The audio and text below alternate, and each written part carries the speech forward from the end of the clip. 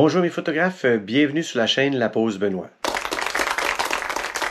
Pour les fans de Star Wars, aujourd'hui on va faire une photographie style cosplay avec une mise en scène relativement simple. Puis on va par la suite peaufiner notre photographie avec un logiciel de post-traitement. Alors sans plus tarder, on va se retrouver en studio pour les explications de la mise en scène et puis la prise de vue. Alors on se retrouve en studio. Alors, comme on peut apercevoir, j'ai choisi une photographie pour faire mon fond à l'écran. Dans Affinity Photo, vous allez dans l'onglet Stock, puis vous allez pouvoir télécharger des photos libres de droit. Alors, c'est un désert ici qui peut simuler la planète Tatooine dans Star Wars.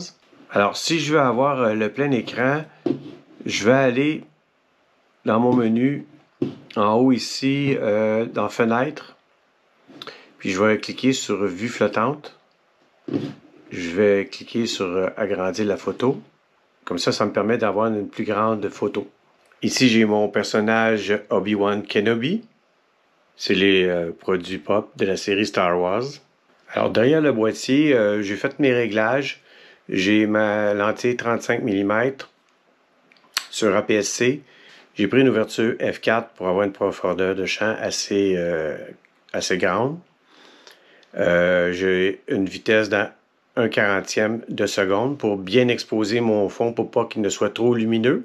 Par la suite, je vais éclairer par-dessus mon sujet avec ici un petit panneau LED que je vais régler une couleur de lumière un peu apparente à ce qu'on retrouve ici sur l'habillement de Ben Kenobi, un peu de mauve.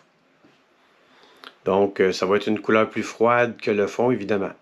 Par la suite, on va aller dans le logiciel de post-traitement pour finaliser notre photo avec quelques retouches pour améliorer celle-ci, pour vous donner un exemple d'un shooting pour une photo cosplay. Alors, je vais faire ma mise au point sur mon sujet. Alors, une fois que la mise au point est faite sur mon sujet, je vais désactiver la mise au point automatique pour pas qu'elle varie. J'ai allumé mon petit panneau LED que je vais venir placer au-dessus de mon sujet. Il faut que je m'assure que je regarde dans mon écran pour pas qu'il y ait de flare à l'écran comme ça, comme on peut voir. Donc, il faut que je le positionne assez haut pour pas que ça vienne influencer l'arrière-plan avec un flare. Là, évidemment, je vais recadrer en post-production pour éliminer la base. Je vais faire peut-être des tests avec une autre couleur sur le panneau LED. Alors ici, j'ai choisi une couleur un petit peu plus froide.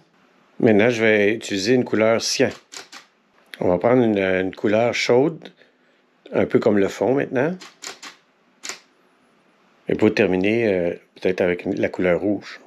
Alors, comme vous pouvez le constater, c'est un setup assez minimaliste. Il suffit pour votre fond de trouver une photographie que vous allez placer sur votre écran, une figurine, et puis un éclairage d'appoint pour votre sujet. Évidemment, c'est une mise en scène très simple, mais vous pouvez élaborer des scènes plus complexes et vous amuser à faire la mise en scène pour vos photographies. Alors, on va aller voir sans plus tarder dans le logiciel de post-traitement les différentes versions qu'on va choisir, puis on va en post-traiter une. Petit détail qui est important au niveau du positionnement que j'ai oublié de mentionner, il fallait que je porte attention au sabre laser avec l'angle pour qu'il puisse apparaître comme il faut, puisque en post-production, on va sûrement utiliser l'effet glow avec la couleur bleue qui est typique des sabres laser des Jedi. Alors pour commencer, on va se retrouver dans NX Studio. On va regarder l'ensemble des photos que j'ai fait. Alors c'est les photos brutes sans retouche. Alors j'ai différents éclairages.